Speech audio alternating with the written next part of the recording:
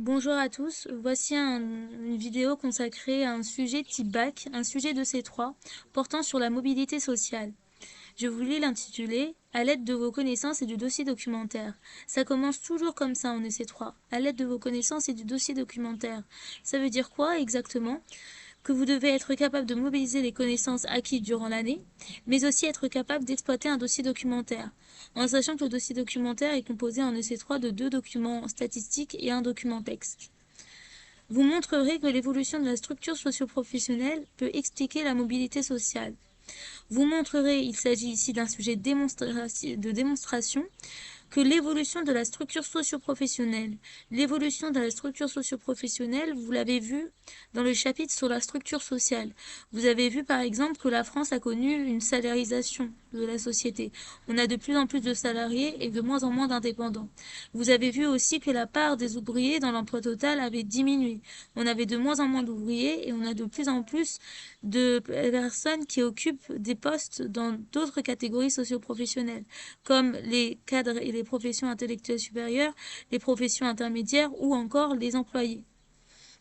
Donc, l'évolution de la structure socio-professionnelle peut expliquer la mobilité sociale.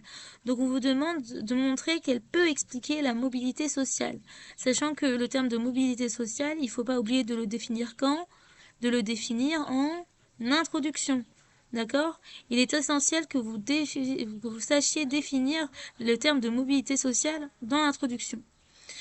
Là, pour ce sujet de C3, vous pouvez faire un paragraphe où vous montrez une évolution de la structure socio-professionnelle et vous expliquez comment elle modifie la mobilité sociale, comment elle peut expliquer, la mobilité sociale.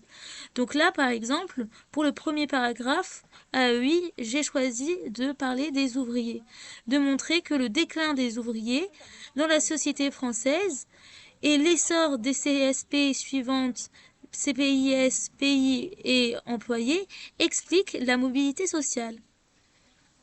Donc, là, je vais vous lire le paragraphe AEI corrigé. Certaines catégories socio-professionnelles, comme les ouvriers, connaissent un déclin, leur part dans la population active diminue, on a de moins en moins d'ouvriers au sein de la population active, c'est sur ça que vous devez insister, c'est ça la première évolution de la structure socio-professionnelle que vous montrez. À l'inverse, certaines catégories socio-professionnelles, cadres et employés par exemple, connaissent un essor. Leur part dans la population active augmente. Les enfants, fils ou filles qui ont des parents ouvriers ne vont donc pas tous pouvoir devenir ouvriers, puisqu'ils sont plus nombreux. Certains vont être contraints de se déplacer vers d'autres catégories d'emploi. Donc on est dans une situation où on a de la mobilité contrainte. Certains vont devoir changer de CSP parce qu'il n'y a plus suffisamment de postes. Donc certains vont être contraints de se déplacer vers d'autres catégories, celles qui sont en essor bien sûr, qui peuvent les accueillir car elles offrent plus d'emplois.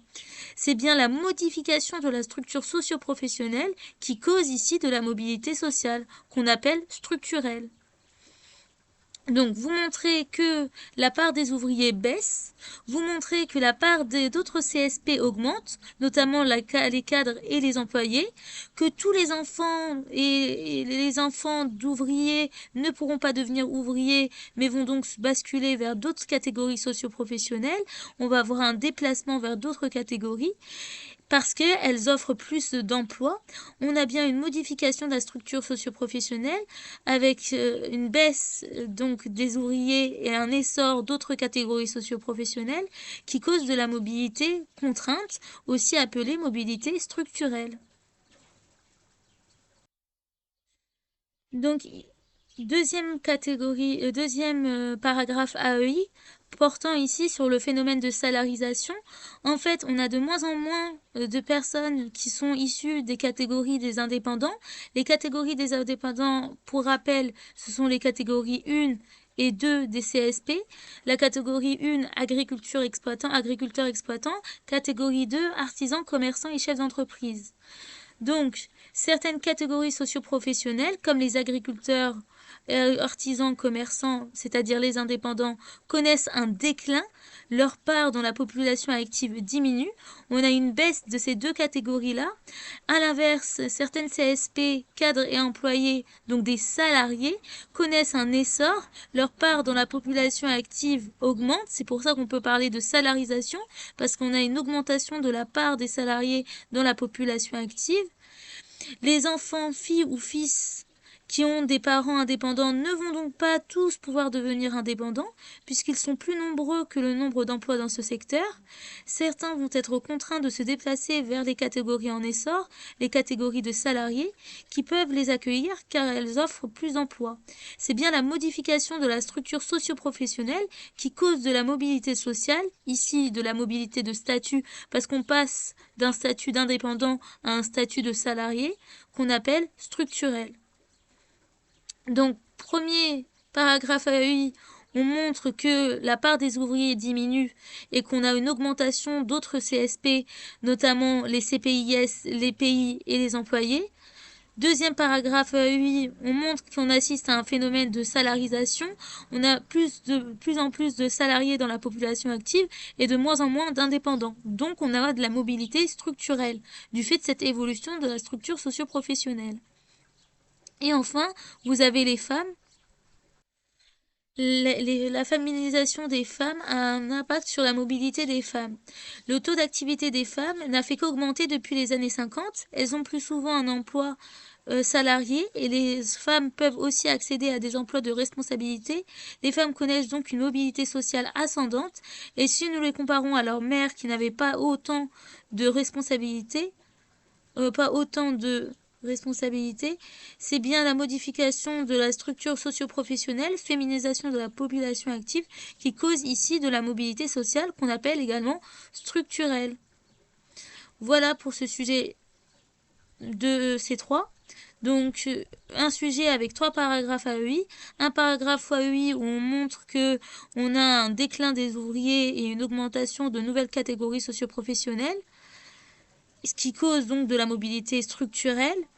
On a un phénomène de salarisation qui cause également de la mobilité structurelle. Et enfin, on a une féminisation, une augmentation de la part des femmes dans la population active qui cause de la mobilité structurelle également. Donc là, bien sûr, le sujet est traité sans document, mais normalement, vous devez rédiger des paragraphes AEI en utilisant le dossier documentaire pour enrichir votre explication ou votre illustration. Généralement, pour un sujet de ce type-là, vous aurez des tables de mobilité où on vous montre l'évolution de la structure socio-professionnelle.